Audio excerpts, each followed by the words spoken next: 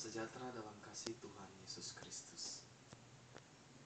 Anda dan saya, saat ini kita patut bersyukur kepada Khalik Pencipta kita, oleh karena berkat dan perlindungannya yang kita bisa rasakan hingga saat ini.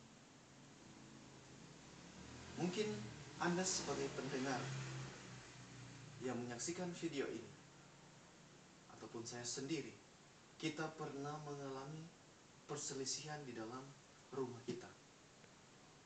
Mungkin Anda sebagai pendengar pernah berselisih dengan saudara Anda. Di dalam Alkitab juga ada suatu cerita di mana ada dua manusia yang kita bisa baca bersama-sama di dalam kitab Keluaran 25 ayat 19 sampai ayatnya yang ke-34. Tapi kita akan baca ayatnya yang ke-22 dan 23 saja. Kejadian 25 ayat 22 dan 23. Tetapi anak-anaknya bertolak-tolakan di dalam rahimnya, dan ia berkata, "Jika demikian halnya, mengapa aku hidup?" Dan ia pergi meminta petunjuk kepada Tuhan. Firman Tuhan kepadanya, "Dua bangsa ada dalam kandunganmu, dan dua suku bangsa akan terpencar dari dalam rahimmu. Suku bangsa yang satu akan lebih kuat dari yang lain, dan anak yang tua akan menjadi hamba kepada anak yang muda." Ini adalah ayat yang akan kita renungkan bersama-sama. Dan judul pembahasan kita saat ini saya beri judul Perselisihan dalam Persaudaraan. Kita tahu bersama cerita dari kitab Kejadian 25 ayat 19 sampai ayat yang ke-34 ini, di mana menceritakan kisah Esau dan Yakub waktu mereka dikandung oleh ibu mereka, yaitu Ribka, istri dari Ishak, ayah mereka. Dalam rahim Ribka ini, Esau dan Yakub, mereka saling bertolak-tolakan, sehingga proses persalinan ini membuat ibu mereka Ribka sangat menderita, dan membuat ayah mereka Ishak begitu khawatir. Dan Ishak pun dalam kekhawatirannya, dia meminta petunjuk kepada Tuhan, sebagaimana dinyatakan di dalam ayatnya yang ke-23, di mana Tuhan memberikan petunjuk kepada Ishak bahwa anak dalam rahim istrinya, yaitu Ribka, yang akan dilahirkan adalah Esau dan Yakub. Mereka akan menjadi bangsa yang besar dan menjadi saling bermusuhan satu dengan yang lain, di mana yang lahir terlebih dahulu, yang sulung, akan menjadi budak, akan menjadi hamba dari anak yang bungsu. Dan setelah Esau dan Yakub dilahirkan, mereka bertumbuh dewasa menjadi bangsa yang besar. Esau keturunannya menjadi bangsa yang besar yang disebut Edom, dan Yakub keturunannya menjadi Israel atau disebut bangsa Yehuda. Perselisihan dari rahim ibu mereka dibawa sampai mereka menjadi bangsa yang besar. Kita lihat di dalam kitab Bilangan 20 ayat 14 sampai 21. Di sana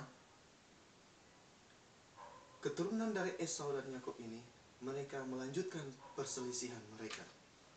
Waktu keturunan dari Yakub ini atau Israel atau Yehuda ini mau melewati bangsa Edom adalah keturunan dari Esau, mereka tidak mengizinkan bangsa Israel ini lewat untuk menuju ke tanah Kanaan. Bahkan mereka menolak untuk Israel lewat dari tanah mereka, yaitu Edom, yang ada di pegunungan Seir. Dan kita juga bisa lihat di dalam kitab 1 Samuel 14 ayat 47. Setelah Israel menjadi bangsa yang besar dipimpin oleh Raja Saul, mereka mengalami peperangan juga. Edom berperang dengan Raja Saul di dalam kitab 1 Samuel 14 ayatnya yang ke-47. Dan perselisihan ini berlanjut juga di dalam 1 Samuel 8 ayat 14 sampai 22. Daud mendapat kesulitan dengan Edom. Jadi setelah Raja Saul, Raja Daud, mereka tetap mengadakan perselisihan. Dan dalam 1 Raja-Raja 11 ayat 14 sampai 22, Edom melawan Raja Salomo. Dan banyak lagi cerita yang menjelaskan perselisihan antara kedua bersaudara ini, yaitu keturunan dari Esau dan keturunan dari Yakub. Oleh karena keturunan dari Esau ini, yaitu Edom, mereka terus menyatakan diri mereka untuk melawan bangsa Israel dan melawan kehendak Tuhan. Mereka tidak mau bertobat, sehingga Tuhan menubuatkan di dalam Obadya 1 ayat 10 bahwa saya ingin baca untuk kita renungkan bersama-sama di dalam kitab Obadya 1 ayat yang ke-10, agar Anda yang mendengarkan dan saya membacakan, kita bisa mengetahui apa akibat jika kita tidak mau bertobat, jika kita melakukan perselisihan bagi saudara-saudara kita. Obadya 1 ayat 10 mengatakan, karena kekerasan terhadap saudaramu Yakub, maka celah akan meliputi engkau, dan engkau akan dilenyapkan untuk selama-lamanya. Ini adalah nubuatan tentang Edom, keturunan dari Esau. Jadi akibat jika kita membuat perselisihan di antara saudara kita, Tuhan akan memberikan penghukuman. Sebagaimana di dalam Desire of Ages halaman 490 mengatakan, penghukuman kita pada hari penghukuman bukanlah akibat dari kenyataan bahwa kita dalam kenyataan kita sudah berada di dalam kesalahan, tetapi dari kenyataan bahwa kita telah melalaikan kesempatan-kesempatan yang dikirimkan surga untuk mendapatkan kebenaran itu. Jadi jika kita menolak kebenaran yang dikirimkan oleh Allah dari surga, kita akan mendapatkan akibat, yaitu kita akan dihukum.